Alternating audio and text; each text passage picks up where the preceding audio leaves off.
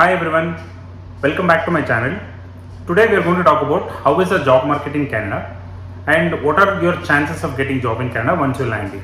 Okay, I have heard a lot of people saying here also in Canada many people say I have applied for 100 jobs, 150 jobs, but I got only one interview.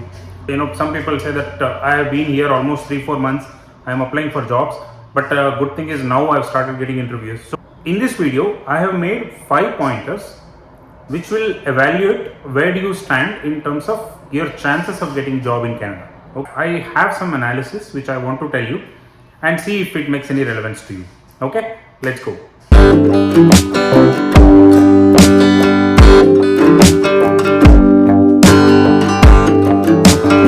thing I want to say, and this I am saying based on experience of hunting for a job in India. I was also in Sweden, so I know European market, and now in North America, which is in Canada, right?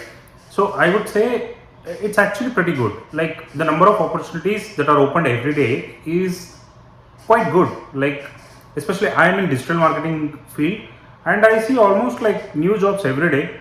And whenever I apply to job, there is a good response overall. So I think if you ask me market wise, it's fine, irrespective of whatever other parameters are there, recession, Amazon firing people, Meta firing people, all of that. I'm not talking about one or two picky companies. I'm talking about in general. Let's say a mid-sized company in Canada or a startup in Canada, right? So they are continuously hiring. That means there are opportunities. And for digital marketing side, there is plenty of opportunities in terms of freelancing.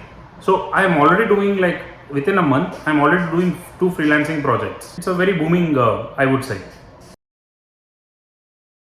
In this video, I have made 5 pointers which will evaluate where do you stand in terms of your chances of getting job in Canada. Okay. Don't worry if you scored low on these points, because I myself scored 1 out of 5. That's all.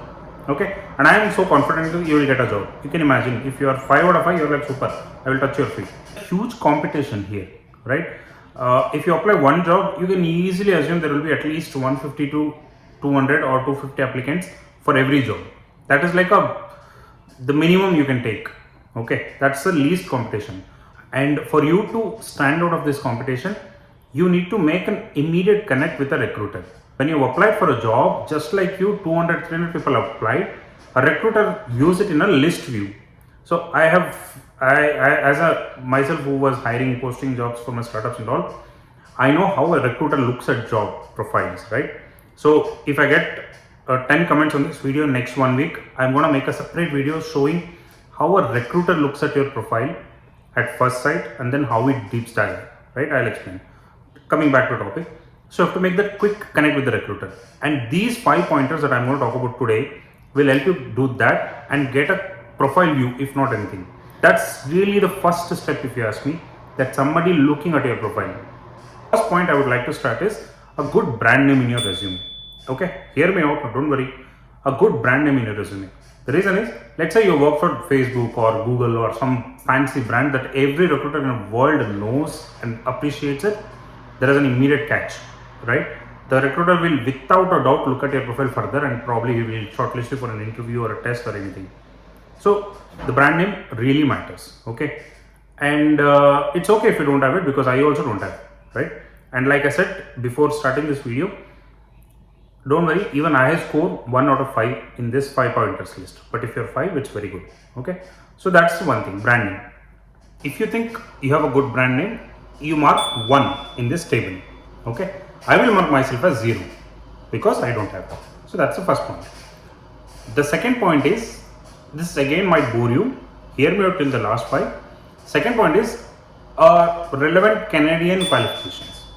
So remember, we are talking about something in your profile.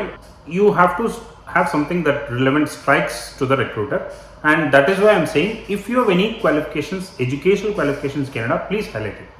Okay, somehow please highlight it, so that it's like saying I am from Bangalore. If you say Italy, oh Italy, right? It's immediate strike. But I am from Bangalore. You say lasagna, I'm like, okay, yeah, lasagna. No, I don't know what is it. Actually, I don't know I don't know anything about lasagna. But you understand, right? So there is something that immediately can strike. So the education qualification, if you have, please highlight it even on your LinkedIn profile as well, the name as well. Okay, if you have a Canadian experience, mark 1 for you in this as well. Okay, for me it is 0 again, so I'll mark it 0, no problem. The third, this is where it gets interesting. The third point I would like to mention is the experience. So this is where most of us don't put enough effort, right? So let's say in my field, somebody is looking for digital marketing candidate, right? You cannot apply as an operational manager here.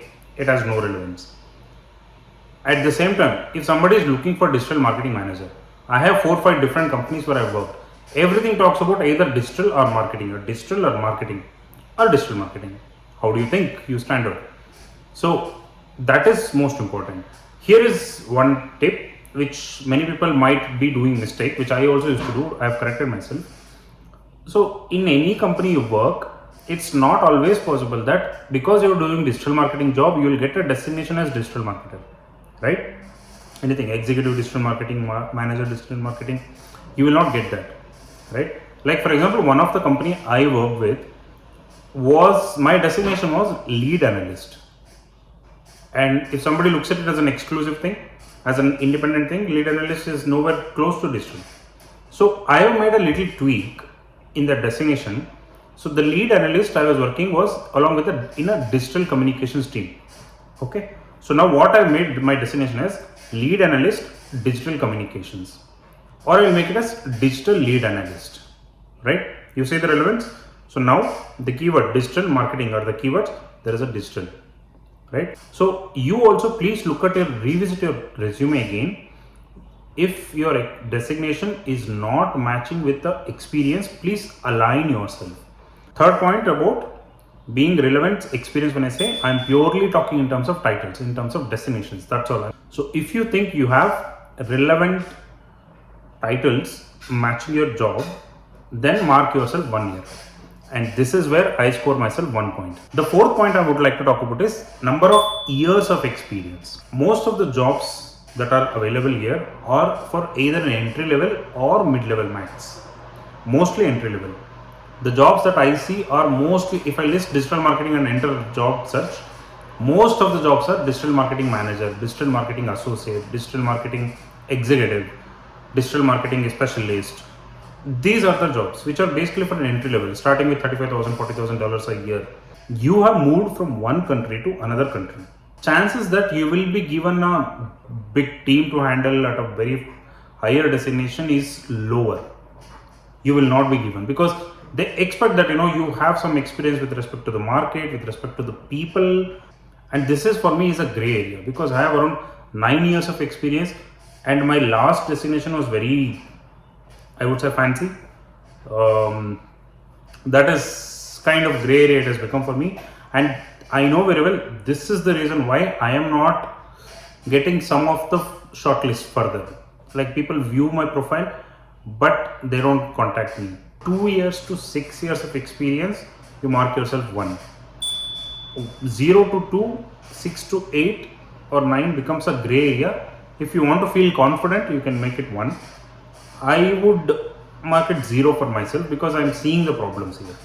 The fifth and the last point, and I've specifically intentionally put it as a fifth point, and that is the Canadian experience. I know, this is oof, I know, but hear me out. Canadian experience, so far whatever interviews I've given, in every interview I was asked about Canadian experience. In a different country, it is expected that you get familiarized with the local things, right? So Canadian experience is very important. My suggestion is, add a Canadian experience through one or the other way. For example, the part-time job, the contract that I've got now for freelancing and you can say contractual freelance part-time, so that is giving me Canadian experience. I have added that to my resume, right? Next time whenever a recruiter calls, I have a contract with them also, so I can directly, I have been working this, I have a Canadian experience. Solves the problem, right? So you also, when you land here, find a freelancing thing, find an internship. It's okay even if they don't pay. 1-2 months, do something. Don't do any random things. Do something in your relevant job profile, do something that gives you that solves the problem of Canadian experience thing, right? If someone asks, do you have Canadian experience, you should be able to say, yes, I have. That's all. There ends the matter. In this experience, I will add 1 point to myself. How many points you add, you look at it. Okay. So now these are the 5 points that we are looking at. Now tell me, out of 5 points, how many points you've got. Let me know in the comment section if you can, please. So here is my next step of analysis.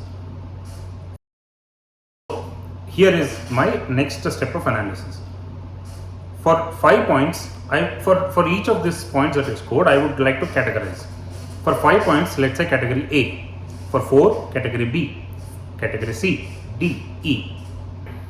Based on this category, I'll tell you what is the chances of you getting the job. Category A and of course category B, most likely you're all Bhagwan level people, you will get job easily.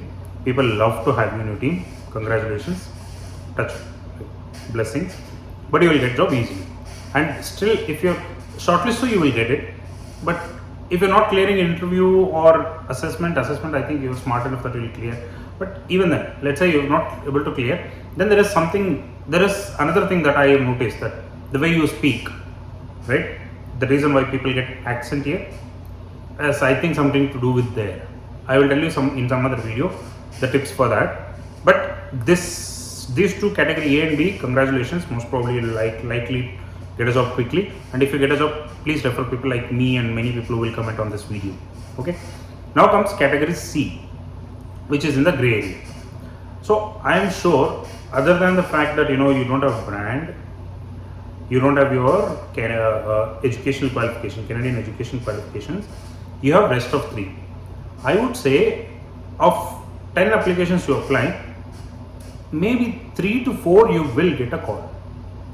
Not I'm saying 10, 3 to 4 you will get a call. So make sure you put a little bit more effort in converting this 3-4. It's okay if you lose, you still have backup because your profile is not bad. You're exactly at the middle. I don't want to show it. You're exactly at the middle, you get it. So make sure you put extra effort to see that. Okay. All good till now? Here comes the grade level category D and E, which are like me. Okay. I am actually referring myself because it's not bad. Actually, it's not bad to be in this category. It's fine. And don't believe people say you keep applying, you'll get find a job. No, don't do that. Here are the things. There are a lot of work that you guys need to do. Okay. The first thing I would suggest, you must have rated yourself in this category because, like I said, your relevance is not there in your profile.